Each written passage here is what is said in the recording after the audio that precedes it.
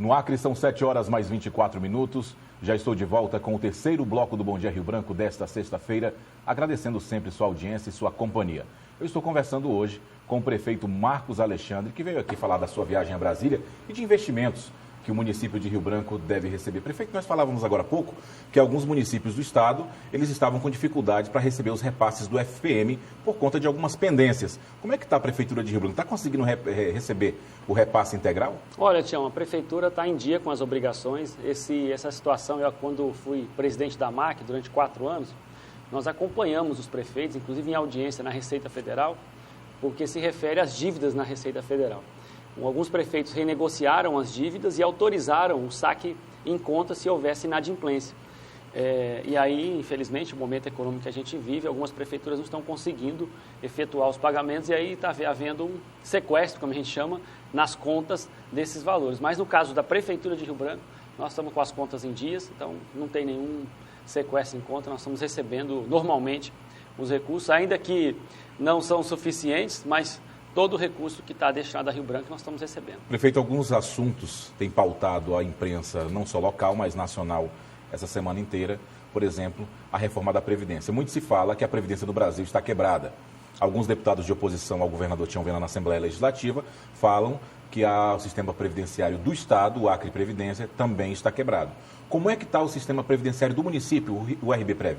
Olha, nós assumimos em janeiro de 2013 e eu assumi um compromisso com os servidores de que o fundo de previdência seria tratado com a maior prioridade. O prefeito Angelim, em 2010, instituiu o regime próprio de previdência. Então, no caso de Rio Branco, nós não estamos hoje com o regime do INSS, é um regime próprio. Em 2013, nós criamos o Instituto de Previdência e o Instituto ele é gerido por um conselho de administração formado pelos servidores. Então, quem coordena a previdência do município, quem toma as decisões em última instância, são os próprios servidores do município.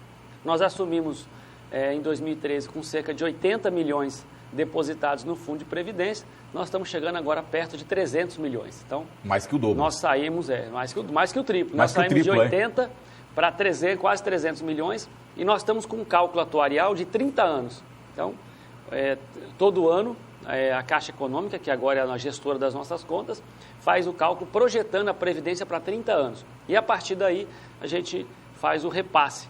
A parte patronal, que é o que a Prefeitura repassa, a alíquota suplementar, se necessário, e o repasse feito pelos próprios servidores. Então, no caso de Rio Branco, nós estamos com o sistema de Previdência totalmente equilibrado. Agora, eu acompanho, Previdência é um grande desafio, né, para todos os estados brasileiros e o país, e espero a lucidez do Congresso nessa discussão, porque a gente tem acompanhado e às vezes eu encontro pessoas que estão ali, já trabalharam mais de 20 anos, 25 anos, perto de se aposentar e agora vão ter que ir até 65.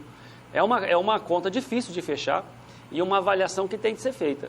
Eu entendo que o Congresso teria que chamar centrais, representantes. Eu estive em Brasília na quarta-feira, cheguei lá 7 da manhã e voltei 10 da noite, foi só um dia. Mas foi justamente no dia das manifestações que houveram em todo o Brasil. E lá em Brasília estava tomado de manifestantes. Acho que o Congresso tem que abrir para que as pessoas possam dar suas opiniões, ouvir os seus representantes, porque quem vai julgar, quem vai votar esse projeto de lei é o Congresso, né? E é difícil você discutir um tema tão importante como é a Previdência, principalmente quando a pessoa já trabalhou 20, 25 anos, já perto de chegar a sua vez de aposentar e agora vai esticar essa contribuição e esse tempo de trabalho. E você fazer a pessoa entender isso é muito difícil. Por que vai mudar no meio do caminho a regra do jogo? É a pergunta que fica, né? Então, acho que tem que ter mais debate, mais conversação e dar oportunidade para que os representantes do povo possam falar no Congresso, né? Prefeito, nós sabemos que o Brasil atravessa uma crise financeira sem precedentes. Nós sabemos das dificuldades e esse é o momento, acredito eu, para que o senhor possa esclarecer para a população de Rio Branco alguns assuntos que a gente, às vezes, é indagado nas ruas, que as pessoas querem saber. Por exemplo, o senhor falou agora há pouco da quantidade de chuva que tem caído em Rio Branco, principalmente, o grande volume.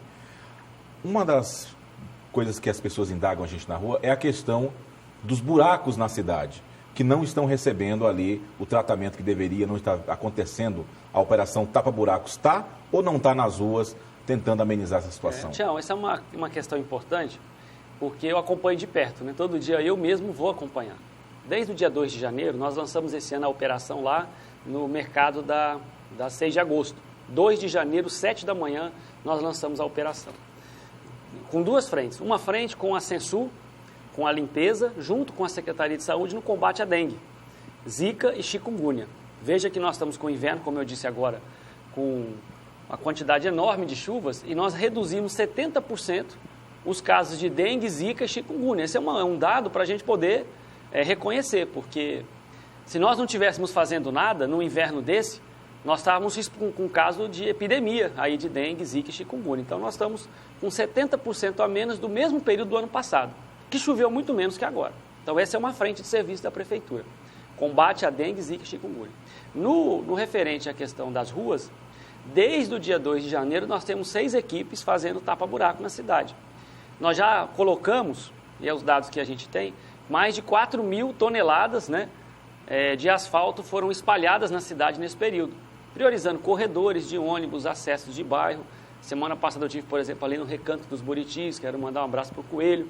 Nós estávamos fazendo os acessos às escolas, corredores que ligam, por exemplo, Antônio da Rocha Viana, que liga a cidade de norte a sul, Getúlio Vargas, a própria Avenida Ceará. Ontem nós estávamos trabalhando, mas está trabalhando nessas avenidas, é porque é onde passa mais pessoas. Quando se fala em corredores de ônibus, prefeito, seriam apenas as ruas principais dos bairros? É por onde o ônibus passa, então são ruas que a gente chama de coletoras, né? Onde o ônibus, agora há pouco nós estávamos fazendo um trabalho na parte alta da cidade, ali na Rua do Divisor, e devemos chegar até o Angico, Estrada do São Francisco.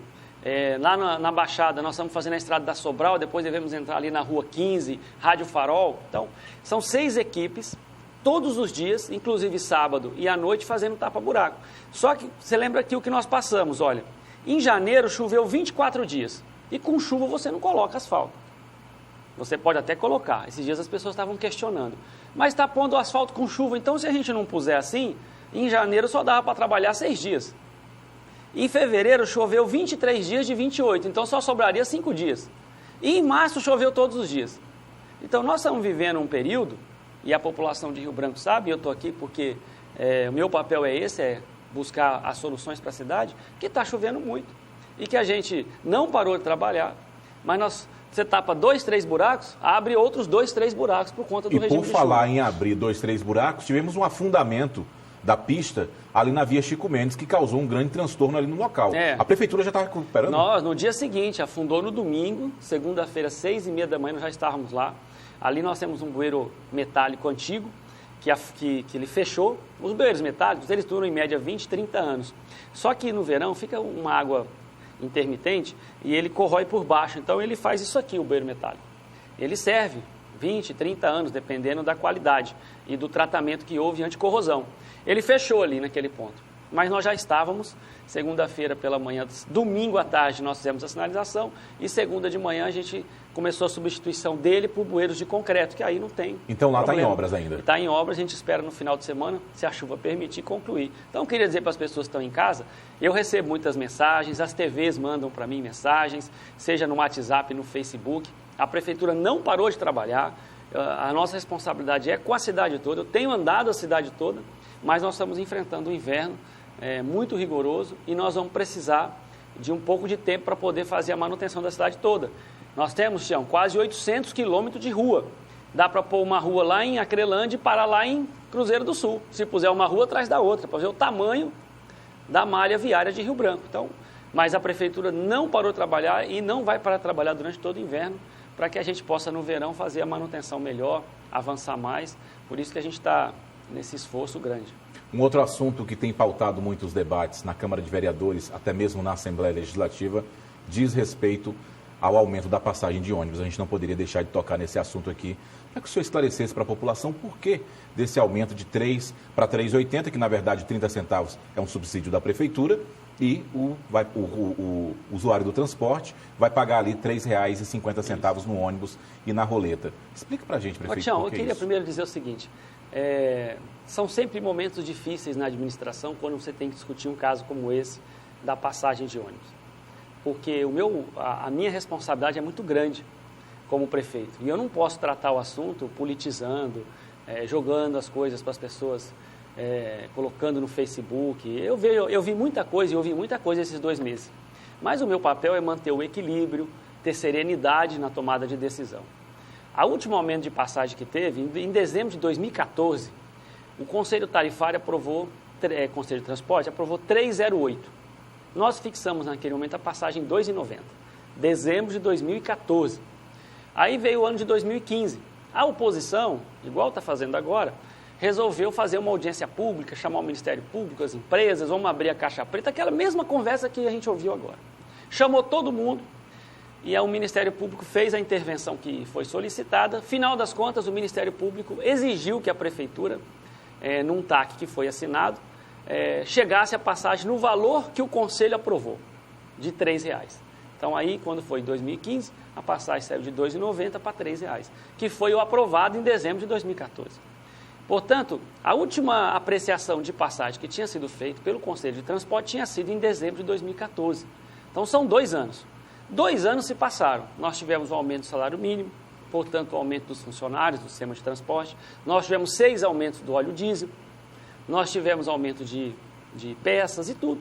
E o contrato que foi assinado pelo prefeito Isnar Leite, antes do prefeito Angelim, diz que a cada 12 meses, uma vez havendo aumento dos custos que compõem a planilha de transporte, é direito discutir o reequilíbrio da tarifa. Então, quando a oposição faz todo esse blá, blá, blá, é como se lá atrás o senhor está apenas cumprindo o que um prefeito da oposição deixou. Eu não fico dizendo isso, sabe, Tião, porque parece o prefeito fica querendo voltar a olhar para o retrovisor.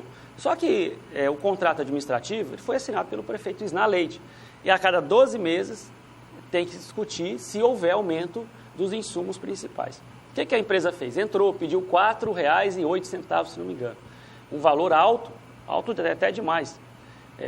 Foi discutido no Conselho do Transporte, houve aquela confusão toda, judicializaram, a juíza estabeleceu prazo, a gente publicou tudo na internet, ou seja, que no final aprovou R$ 3,80. E a Prefeitura, até dezembro nós tínhamos uma isenção fiscal, que caiu a isenção fiscal. A Prefeitura, então, fez um esforço, já que a isenção caiu, um esforço para que a tarifa ficasse em R$ 3,50, ou seja, cada vez que o usuário de transporte tiver, 30 centavos quem paga é a Prefeitura de Rio Branco. E no caso do estudante, 90 centavos cada viagem que ele der, a Prefeitura paga 90 centavos, o estudante paga R$1. Então a tarifa ficou em R$ 3,50 para o usuário de transporte. Na maioria das capitais ela está em R$ 3,80, R$ 3,90, R$ 3,60. Né? Nós temos ainda uma tarifa que, se comparar às outras capitais, é uma tarifa que está abaixo da média, eu posso dizer. Mas eu quero dizer, Tião, que num momento difícil como está a nossa economia, qualquer aumento é muito ruim. Então eu não vou dizer, o prefeito está dizendo que é ruim aumentar. É um momento difícil que estamos vivendo. Tem muita gente que está à procura de trabalho, né? Mas é uma situação que o que eu não posso fazer é deixar o sistema precarizar, não ter condição de funcionamento, não reconhecer que o contrato administrativo prevê isso e simplesmente negligenciar. Eu não posso fazer isso. A gente está com o tempo estourado, mas tem um assunto que eu não posso deixar de comentar com o senhor aqui, até mesmo para que o senhor faça a sua defesa, porque na quarta-feira eu conversei aqui com o vereador Roberto Duarte, do PMDB, e ele fez as seguintes declarações aqui no Bom Dia Rio Branco, de que 180 ônibus que circulam em Rio Branco, que pertencem às empresas de transporte coletivo, existe cerca de R$700 mil em débitos de IPVA, seguro obrigatório e multas. 46 ônibus da frota, eles circulam nas ruas de Rio Branco com a tarja de Rio Branco, mas não constam no sistema do Detran. O que o senhor tem a dizer sobre isso, prefeito? Primeiro, assim, com relação aos ônibus que estão ainda por transferir, nós temos 180 ônibus. As empresas, quando compram ônibus, hoje é assim, você não compra um ônibus à vista, um ônibus desse custa 350 mil reais. Elas compram em formato de leasing. E aqui em Rio Branco você não encontra montadora de ônibus, Tião. Então a empresa compra da onde o ônibus é montado, geralmente na região sul do país, São Paulo, Rio de Janeiro, aonde for. Em formato de leasing. Quando você termina de pagar as parcelas, é autorizado então a transferência do ônibus. Então esses 40 ônibus que faltam, que eu acho que o número é um pouco menor, são os que faltam para serem quitados, porque a empresa compra parcelado, igual você comprar um carro, e só que a sede da onde ela comprou é lá na região onde a montadora faz. Então, logo termine, o ônibus é transferido. É o que aconteceu com todos os outros 140 ônibus. Então, nós acompanhamos isso, as empresas entregam um cronograma do vencimento das prestações, na medida em que ela paga, é transferido o domínio para cá. Esse é um aspecto. A questão do IPVA, de fato, existe uma dívida, nós até consultamos o Detran. E o que as empresas dizem, olha, nós estamos há 2 anos com a tarifa sem reajuste, 2 anos, e nós estamos tendo dificuldade para poder pagar o imposto. Mas agora elas também já entraram com um cronograma, uma vez que a tarifa agora tem uma condição melhor, elas vão honrar os compromissos que tem com o Detran. Então, isso evidencia que não tem sobra de dinheiro, Tião. Que ninguém está nadando no dinheiro. Se as empresas não estão conseguindo pagar os impostos, não é porque elas querem, é porque tem essa dificuldade, né? Elas estão priorizando pagar os funcionários, os salários que estão em dia. Às vezes acontece um ou outro atraso, a gente sabe, mas com esses 2 anos defasados, como eles falaram, teve essa situação. Mas as empresas apresentaram um cronograma ao RB Trânsito de quitação disso. Eu respeito muito o Duarte, respeito a oposição, porque cada um está no seu papel, né? A oposição está no papel dela, de ser oposição. O meu papel é trabalhar. De forma bem rápida, um outro assunto que eu não poderia deixar de comentar aqui no Bom Dia Rio Branco é a respeito da política, falar de política. O senhor é um dos candidatos, um dos favoritos aí pelos caciques, podemos dizer assim, do seu partido, para ser candidato ao governo. O senhor, também Emilson Faria, secretário de Segurança, Nazaré Araújo, que é vice-governadora, e o deputado Daniel Zen. Lembrando que o senhor foi reeleito com 54,78% dos votos, o único prefeito do Brasil, do PT, a ser reeleito. Como é que o senhor avalia aí o seu nome sendo colocado? Primeiro que eu tenho só que agradecer à população que confiou no nosso trabalho.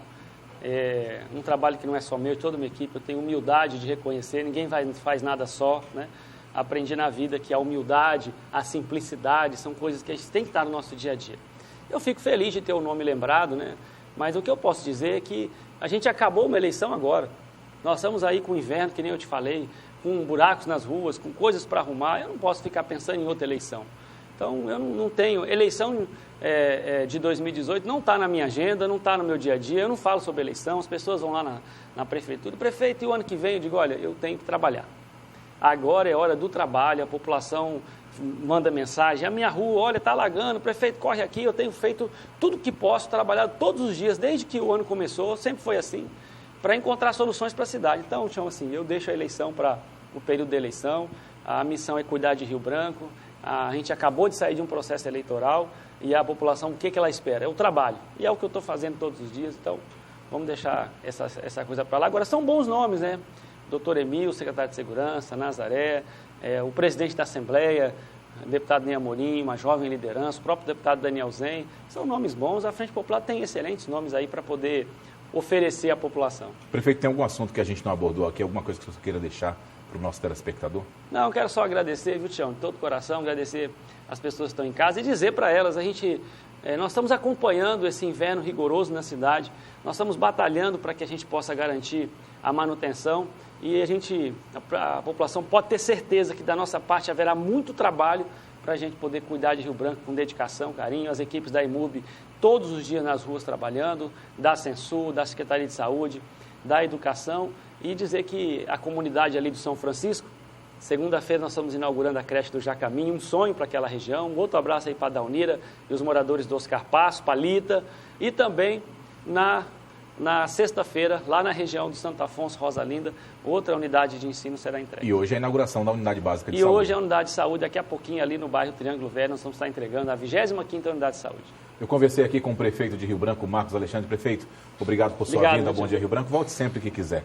7h42 e com isso eu termino o Bom Dia Rio Branco desta sexta-feira, agradecendo sua audiência, sua companhia. Relembrando que todas as matérias exibidas aqui, inclusive a entrevista com o prefeito, você pode rever acessando o nosso site, que é o www.oriobranco.net. Um ótimo final de semana, se Deus quiser, ele haverá de querer. Na segunda-feira eu volto a partir das 6h30 da manhã com mais um Bom Dia Rio Branco ao vivo na sua TV Rio Branco, canal 8 SBT. Uma sexta-feira abençoada, bom final de semana e até segunda.